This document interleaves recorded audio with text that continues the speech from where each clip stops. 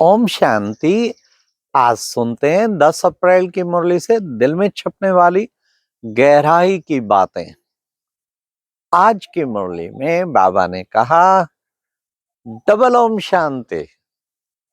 बच्चे, एक ओम शांति तो तुम समझते हो कि मैं आत्मा शांत स्वरूप हूं, परंतु बाबा भी ओम शांति कहते। क्या भाव कि बच्चे बाबा कहते कि बच्चे मैं भी शांत स्वरूप हूं।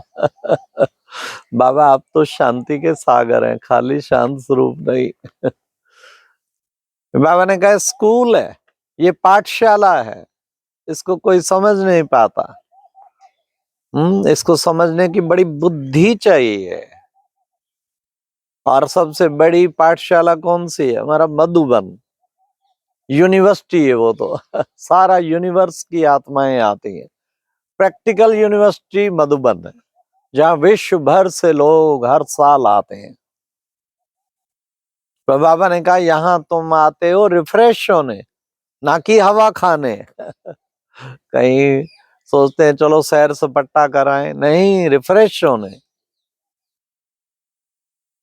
फिर बाबा ने कहा कि बाप आकर तुमको सृष्टि के आदि मध्य अंत का ज्ञान देते हैं। बाबा कौन है? बाबा है ज्ञान का सागर। वो आकर के तुमको टीचर बन के पढ़ाते भी हैं। उसी के लिए कहते, सिख लोग कहते हैं ना, क्या सत श्री अकाल। मुख्य है ही नारा ये, क्या बोले? सो निहाल, सत श्री अकाल। आज बाबा ने कहा सत श्री अकाल कैसे कहते? अर्थात अकाल मूरत, अकाल पुरख बन जाते। सतगुरु अकाल मूरत। तो हम सतगुरु, वो बाबा ने कहा मैं अकाल, जिसे काल खा ही नहीं सकता ना।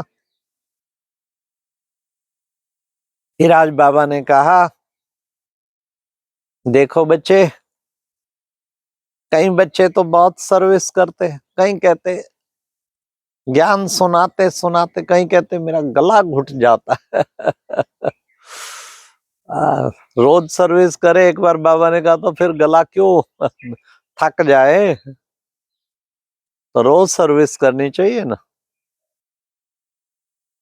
आज बाबा ने कहा बच्चों को झर मुई जग मुई इधर उधर की बातें नहीं सुननी है।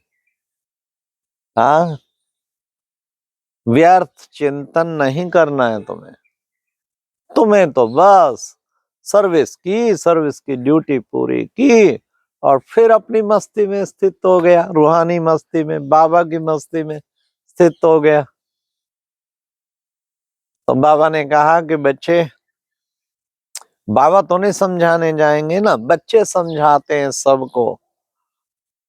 कहीं तो सीढ़ी के चित्र पे समझाते, ना समझने से गुर गुर करने लग जाते। गुर गुर क्या होता है? अर्थात बहस करते बहुत। तो बाबा कहते साइलेंस की पावर से उन्हें शांत कर दो, दृष्टि दो और शांत हो जाए। बाबा ने कहा माया की लड़ाई है, जिस कारण ये सारी डिफिकल्टी होती है। तो तुम बच्चों को माया पर जीत पानी है। बाप आया है जीत पहनाने के लिए। बाबा ने कहा कि बच्चे, श्रीमत पर तुम बच्चे चलते हो ना, तो उससे श्रीमत पर चल के तुम स्वर्ग की राजधानी स्थापन करते हो। तुम्हें ऐसी राजधानी में जाना है, कदम कदम बाप की श्रीमत पर चलना है। बाबा ने कहा कि एक भी आत्मा पवित्र नहीं बन सकती। वापस जाके पवित्र बने बगैर वापस जा नहीं सकती। एक भी आत्मा जा नहीं सकती, पहले पवित्र बनना है। बाबा ने कहा कि बच्चे बाबा अमर कथा सुनाते हैं, और तुम सब कौन हो? तुम हो पार्वतियां। पार्वतियों को बाबा आके अमर कथा सुनाते हैं। हाँ, नशा रहे हम कौन है? हम हैं रूहानी पार्वतियां, शिव की पार्वतियां। शिव ने अमर कथा सुनाई हम डायरेक्ट अमर कथा सुन रहे हैं। फिर बाबा ने कहा कि बच्चे देखो कि मैं जो हूं जैसा हूं अपना परिचय आकर स्वयं देता हूं। तभी तो महात्माएं कहते नेति नेति। अरे सतयुग में देवताओं से भी पूछो वो भी कहेंगे नेति नेति, हम नहीं जानते। अब मैं आकर अपना परिचय खुद देता हूं, फिर भी मेरे को कोटों में कोऊ ही पहचान पाते हैं, कोऊ में भी कोऊ ही यथार्थ रीति से पहचान पाते हैं। प्रैक्टिस करनी चाहिए कि यथार्थ रीति से बाबा को पहचानना ही है मुझे। कितनी बड़ी शक्ति है, कितना परम पवित्र एवर प्योर, जिसके करंट से सारे विश्व की आत्माएं पवित्र हो जाती हैं। जबरदस्त प्योरिटी की पावर है। तो बाबा ने कहा कि बच्चे, बाप को जानने से तुम सब कुछ जान जाएंगे। फिर बाबा ने कहा कि अब लास्ट टाइम है, जो भी बची हुई आत्माएं हैं वो धरती पर आ रही हैं, फिर जाना शुरू होगा। अपने अपने ड्रामा पार्ट अनुसार आत्माएं वापस जाएंगी। फिर उसके बाद बाबा ने कहा कि बच्चे, तुम्हें कोशिश करके सदा जो है खुश रहना है। खुशी रहेगी जीवन में तो महान बन जाएंगे। बाबा ने कहा सतयुग में श्री कृष्ण, हाँ वो क्या था, वो था वैकुंठ का मालिक, वैकुंठ नाथ। और लक्ष्मी नारायण थे विश्व महाराजन, विश्व महारानी। ऐसी सतयुगी दुनिया बाबा आप सबके लिए स्थापन कर रहे हैं, बच्चों के लिए स्थापन कर रहे हैं। तो बच्चों को उस रूहानी मस्ती में मस्त रहना चाहिए, और मस्त रह के औरों को समझाएंगे तो उनमें भी मस्ती छा जाएगी।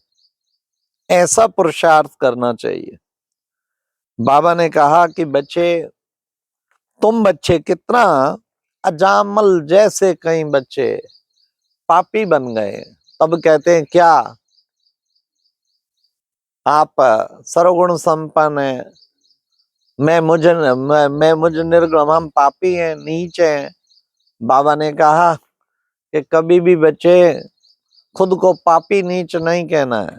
कौन है हम भगवान के नैनों के नूर, सिर के ताज, दिल तख्त नशीन, तो अपने को पापी नीच क्यों कहें।